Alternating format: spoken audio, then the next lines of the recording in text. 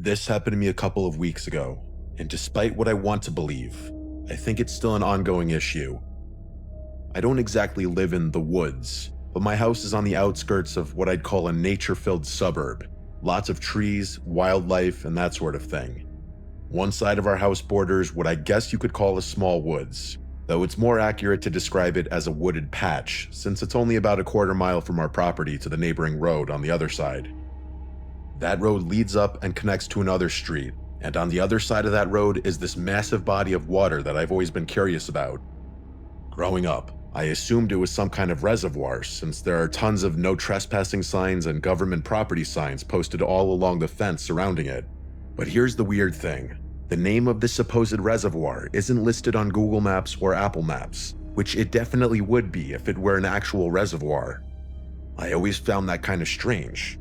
I've looked it up multiple times over the years and never found any official information on it, but its presence has definitely been an interesting topic of conversation among my siblings and I. I'm on varsity cross country for my school, so I'm always looking for good places to run. That wooded area has become my go-to route because it's exactly a 2-mile loop, through that patch of woods, along that road by the water, then back around. It's way quieter than running in my actual neighborhood, which doesn't have sidewalks and has these twisty roads with terrible visibility where people drive way too fast. The season was fast approaching, so I had recently ramped up my runs.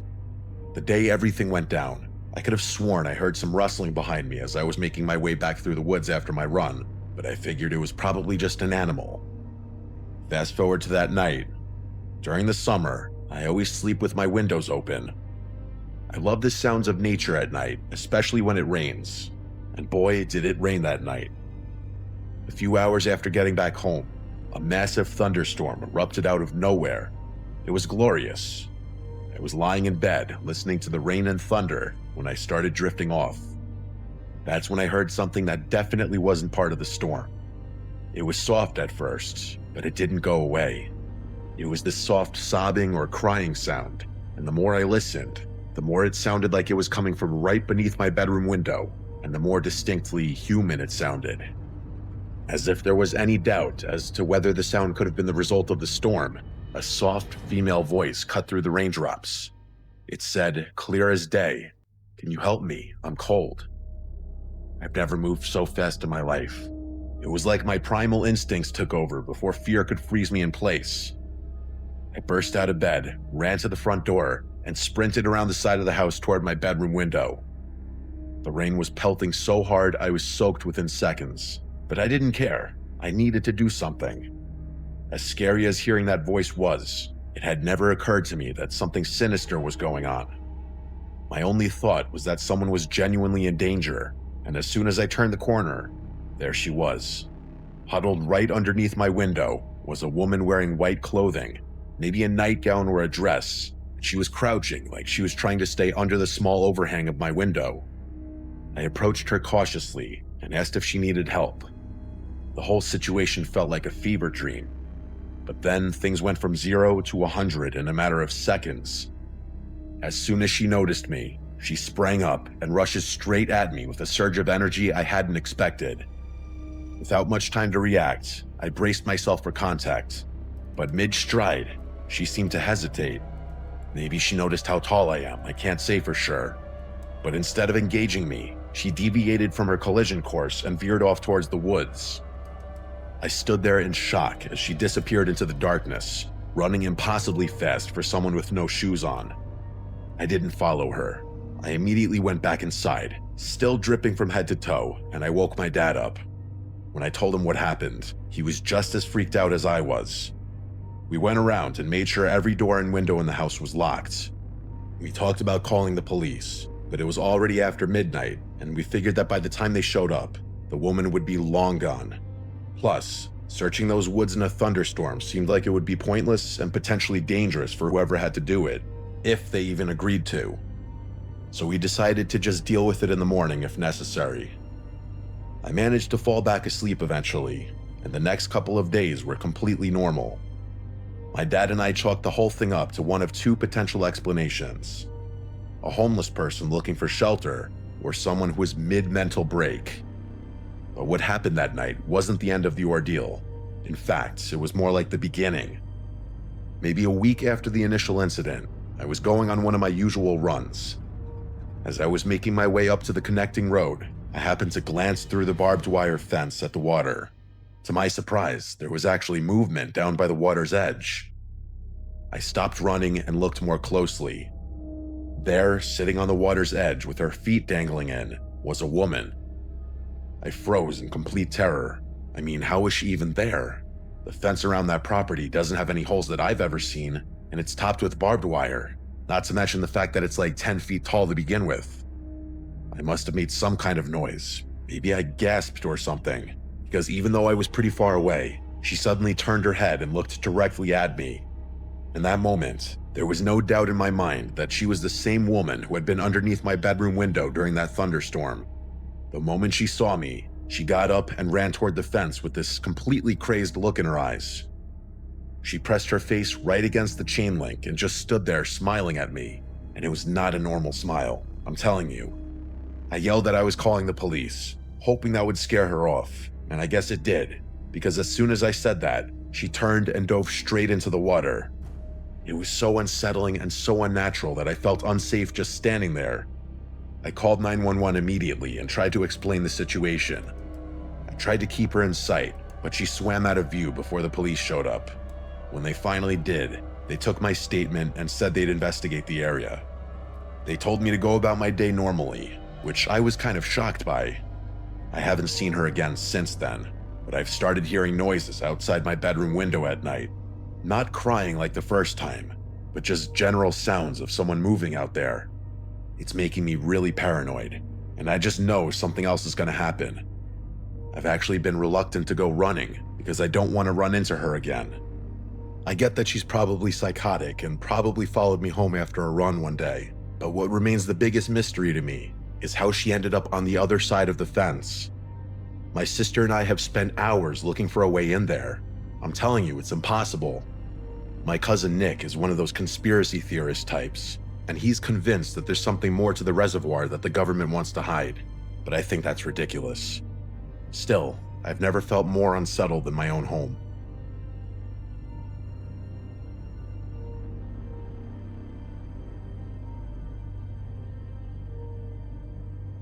I'll just go ahead and say it. I'm a middle-aged man in a failed marriage. My wife and I fight over everything. I can't really remember what my wife and I were fighting about this time. Probably something stupid. I ended up storming out of the house, something that happens all too often. Usually I just get a hotel room in a situation like this, but I didn't want her chasing after me, so I decided on a different option. I own a piece of property in the middle of nowhere that I've been meaning to repurpose. I think it used to be a shooting range or something like that. I honestly don't know. The previous owner died, and his estate just wanted to get rid of it. The building itself is this weird concrete block structure with a few warehouse-type rooms downstairs and an office area upstairs. It's actually pretty big, despite being only a few rooms. I figured I'd spend the night there. There was no way she'd be able to find me. I drove the 20 minutes through the increasingly desolate roads, and about halfway there, I noticed dark clouds building up.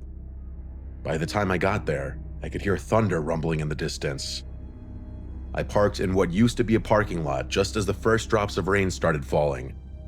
I keep a spare set of keys hidden behind a loose piece of siding, which I was able to locate pretty easily. By the time I got settled, the storm had really picked up. The building has metal roofing, and the rain was coming down hard enough that it sounded like someone was dumping gravel on the roof.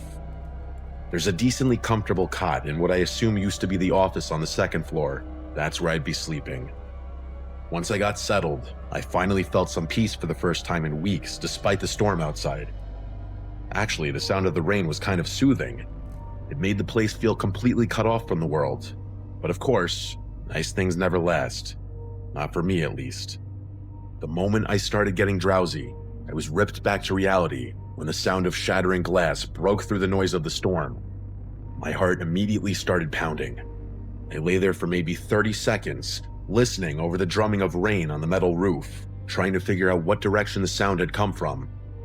I keep a hunting rifle in one of the adjacent rooms there, mostly so my wife doesn't know I own it. So I grabbed it as quietly as I could and started making my way down the stairs. I stood there at the bottom of the stairwell, listening for something other than the sounds of rain, but there was nothing. Complete silence except for the storm. I decided to search the entire building methodically. I went room by room, rifle ready, checking every closet and corner. In the back room, I found what I was looking for. One of the boarded up windows had a hole punched through it, with glass scattered on the floor inside, but that was it. There were no signs of entry, and despite the window being shattered, there wasn't enough room for someone to fit through it. Still though, I was paranoid to my core. I spent another 20 minutes examining the property, but I couldn't find anything that even remotely looked out of place. I figured it was probably just vandals who threw a rock through the window and took off when they heard it break. I found some cardboard in one of the other rooms and taped it over the hole, then went back upstairs. I kept the rifle next to the cot just in case, but I was pretty convinced whoever it was had already left. I'm not sure how long I'd been lying there, maybe an hour, when I heard what I thought were footsteps moving below me. It was hard to tell over the rain, but it sounded like someone walking slowly, trying to move quietly under the cover of the storm noise. I again grabbed the rifle and crept to the top of the stairs, this time not risking alerting the intruder by walking down. The footsteps had stopped though, but there was no way they could have heard me. I waited there like a statue for maybe 5 minutes, feeling beads of sweat start forming on my forehead. I ended up searching the place again, but again there was nothing. I started wondering if I was imagining things or if whoever had been there had snuck out before I noticed them. That didn't explain how all the doors were still locked though. This time, I went outside into the pouring rain and searched the perimeter with my phone's flashlight. There were no vehicles nearby or any signs that someone had been there. It was starting to freak me out. Part of me wished I'd find something just to assure myself I wasn't going crazy. I went back upstairs and tried to rationalize what I heard. Between the rain on the metal roof and the general creaking that old buildings do during storms, there were a dozen explanations for sounds that might seem like footsteps. I tried to focus on getting some sleep, telling myself I was being paranoid, but that wasn't the end of it. Before I could even settle in again, I heard what sounded like furniture being dragged across the floor below me. This was different, not something that could be explained by the storm. The unmistakable sound of something heavy being pushed or pulled across concrete is not something a storm could create, not in a million years. This time I didn't hesitate. I grabbed the rifle and stormed downstairs, flipping on every light switch I could find. I was getting angry now, which was probably better than being scared. I yelled out into the darkness that I wasn't messing around, that I was armed, and that I wasn't afraid to defend myself or my property. My voice echoed through the empty rooms, and then died away into silence. Nothing had been moved, and no one answered me. You might be wondering why I didn't call the police at that point. It was partly because I wasn't sure what I'd tell them, but mostly because the property isn't completely up to code, and that's putting it generously. The last thing I needed was to bring official attention to the place, but standing there in that empty building, rifle in hand, yelling into the darkness, something suddenly shifted. In an instant, my frustrated anger transformed into pure, cold fear. It was more than just a changing attitude.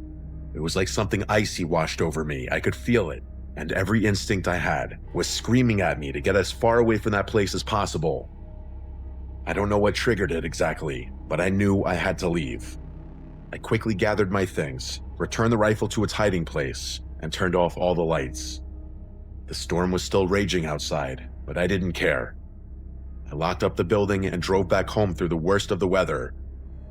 It's been a little while since that happened, but I plan to go back in a few days, or whenever I have time really. I want to go back and investigate, maybe install some kind of security system to see if anything's actually happening there, or if it was just my imagination. As far as what actually happened that night, I have no idea. Either someone was actually there and was able to hide from me, or I'm starting to lose my mind. I don't know which is scarier, and I really don't want to think about any kind of third possibility, because that scares me even more.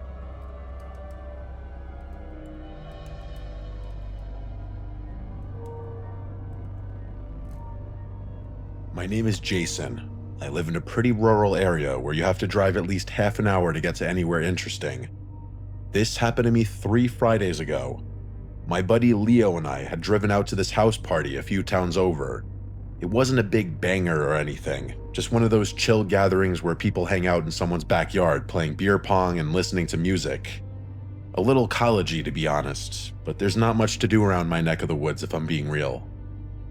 I was the DD that night, so I'd been nursing the same beer for like 3 hours while Leo was doing his usual thing, getting progressively louder and more philosophical as the night went on.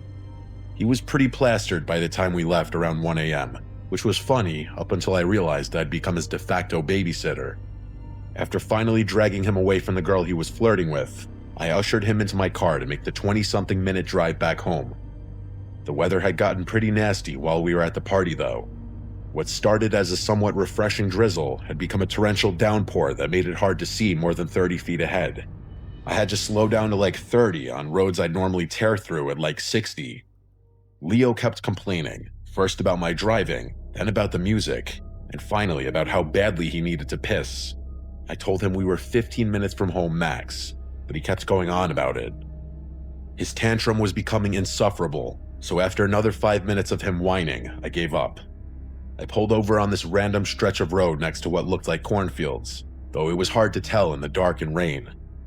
We were literally in the middle of nowhere, no houses visible, no streetlights, just farmland on both sides of the road.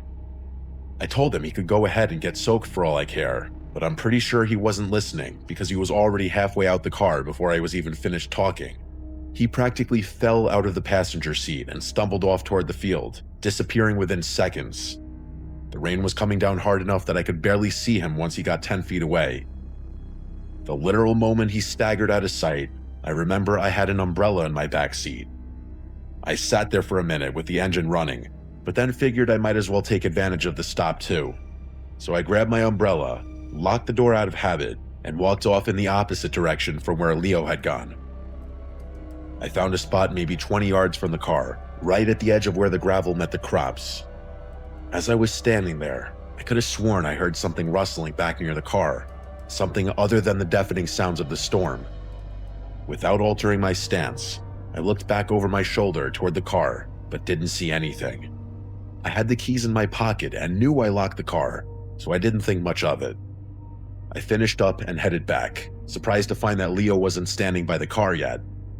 A few minutes passed, then 5, then another 5. Still no Leo though. I was getting pissed. What should have been a quick 20-minute drive home was turning into this whole 45-minute ordeal, and I had to be up early the next morning. I was about to honk the horn when I saw movement in the side mirror. Leo was sprinting toward the passenger door, and even through the rain and darkness, I could tell something was wrong. The second he got in, before he even had the door closed, he was screaming at me to drive. As if some kind of survival instinct activated in me, I pulled out of there as fast as I could, but with the rain and all, it wasn't like I could speed. Leo started explaining that while he was doing his business, he saw what he thought was me somewhere to his right. The person started walking deeper into the field, and Leo, in his drunk logic, thought I was messing with him, or maybe that I was drunker than I'd let on, so he followed. He said he followed for a while, not entirely sure what I was doing and too drunk to analyze the situation properly. Eventually, the figure turned around, and Leo realized it definitely wasn't me. He said he couldn't make out any details in the darkness, but it was clearly someone else. The whole explanation took maybe 30 seconds, but before he could even finish talking, I felt the car start drifting sharply to the right, and then came the unmistakable sound of a flat tire. It was literally a worst-case scenario. Continuing the drive was not an option. The car was pulling way too much. Reluctantly, I pulled over. We were maybe half a mile from where we'd originally stopped. Not close enough for it to be an immediate danger, but not exactly far enough for me to feel comfortable. I snapped at Leo to get out of the car and help me out, since he was responsible for landing us in this mess. But when I walked around the car to inspect the flat, my anger at Leo became fear. Pure fear. There, lodged in the sidewall of my rear passenger tire, was a screwdriver. There was about a 0% chance that it happened coincidentally. Someone had jammed it in there, and with force too, judging from how deep the puncture was. Leo started freaking out, but I snapped at him to get it together. The two of us rushed to change the tire, which was especially nerve-wracking in the pouring rain.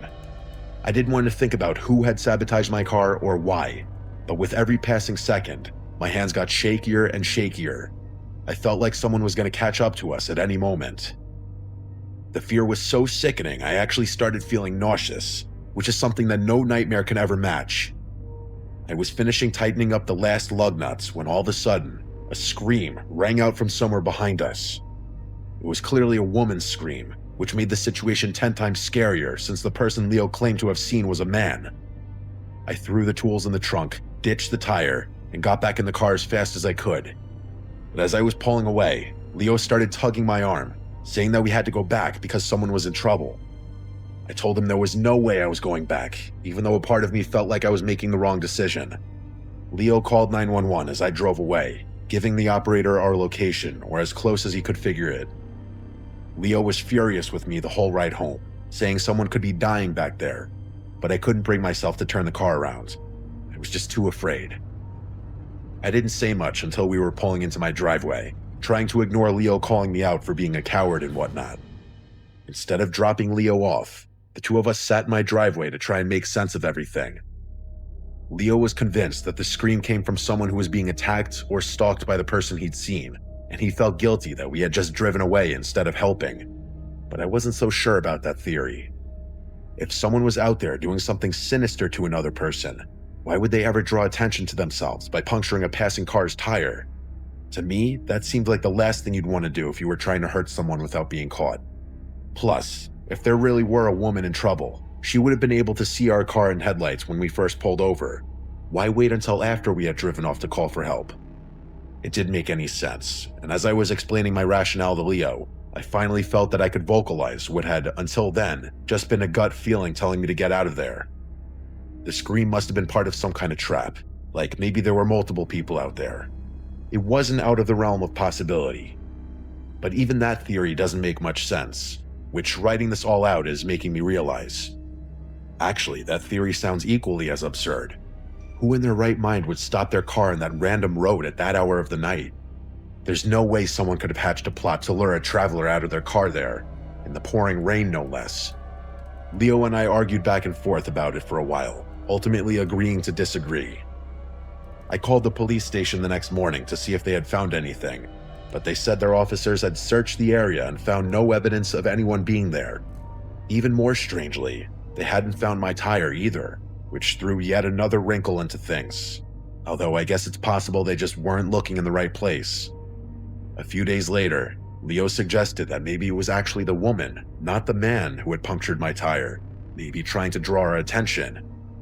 Why they would do that instead of scream, I have no idea. The whole thing honestly has no explanation that sits right with me, but I really don't want to think about what it would mean if Leo's right. If there really had been someone in trouble out there whose fate I sealed by driving away.